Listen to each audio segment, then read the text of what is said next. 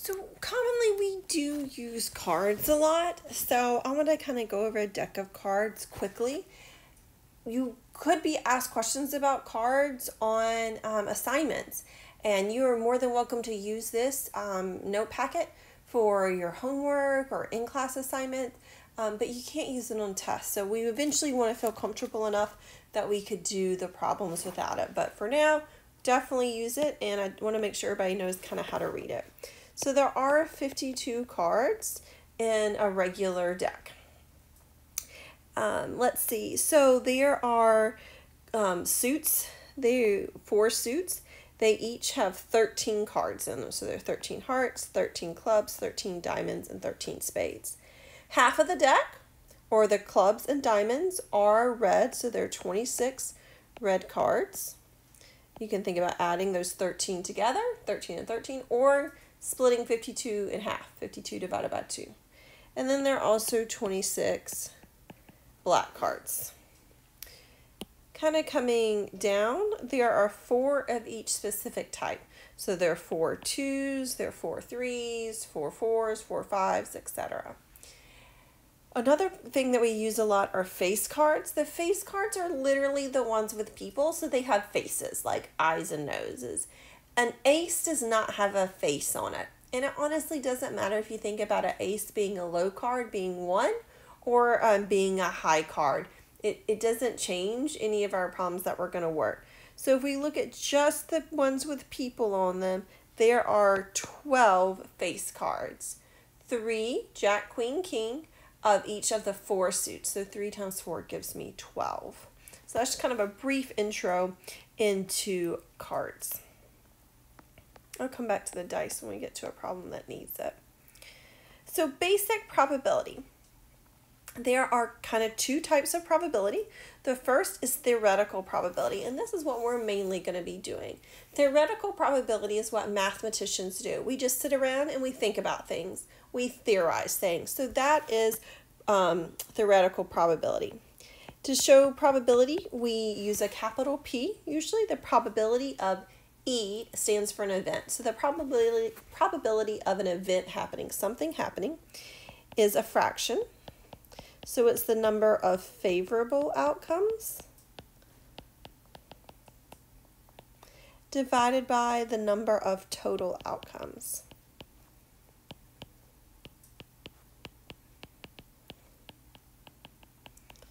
And this, like I said, is mainly what we're going to do. We're actually just going to think about in our heads. We're not actually going to physically do the experiment. So down here we've got an example of tossing a coin 3 times. We've seen this come up quite a bit. So the different ways I could toss a coin 3 times. And we've written these out before we were looking at our sample space. Are those 8 ways. We don't know the probability of all heads. There's only one that's all heads. So there's 1 favorable outcome, the all heads, and there are 8 possible outcomes. So the probability is 1/8. Now the kind of foil of that is empirical probability. Empirical probability is what like scientists do. It is doing an experiment, and sometimes it's actually called the experimental probability because of that. You actually do the thing, whatever it is, instead of just thinking about it. So if we look at like medical research, when they're doing clinical trials, things like that, we're actually doing the thing. So it's still a probability of something happening. So the probability of the event is the number of times the outcome occurred.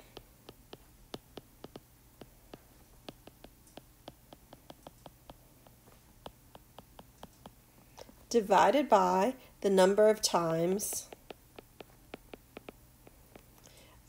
we ran the trial, or we experimented. I'll use experimented. So however many trials we did.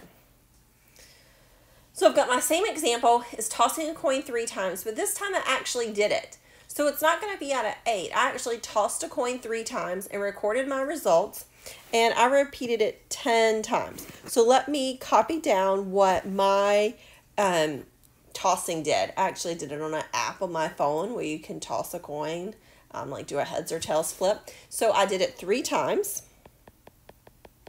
and that was my first outcome. Then I did 3 more times.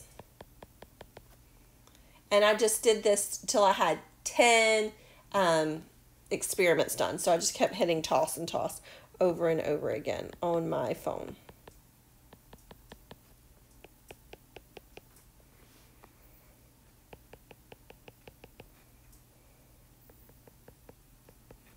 Let me just copy down all mine. Almost done.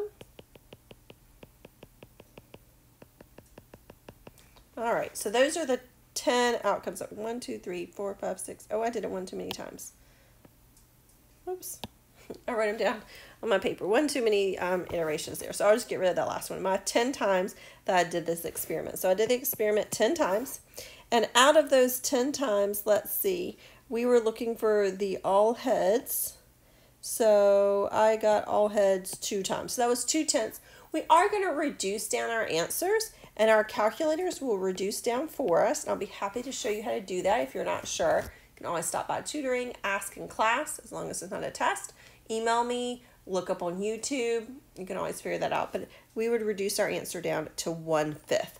And that would be our empirical probability since we actually are doing it. All right, the possible results of the experiment are called the outcomes. So I listed all my outcomes up there in red. And if we take all of these outcomes together, that is the sample space. And we looked at the sample space back in chapter 10.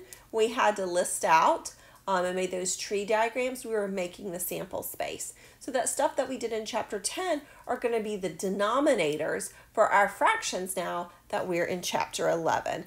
So they do kind of go hand in hand. Let's look at one more of these. So in this one, Kathy wants 2 children, and we're going to assume that having a boy and a girl are equally likely. They're both 50%. First, we want to know the sample space. So going back to chapter 10, when we used to have to list out, we could have a girl and a girl. We could have a girl first and a boy, and order is important. We've seen that when we were flipping coins before, but the order is important, whether you're the oldest or the youngest. So my sample space is just 4. So the probability of having 2 girls, that only shows up 1 time, so that would be 1 out of 4 because there are 4 possibilities.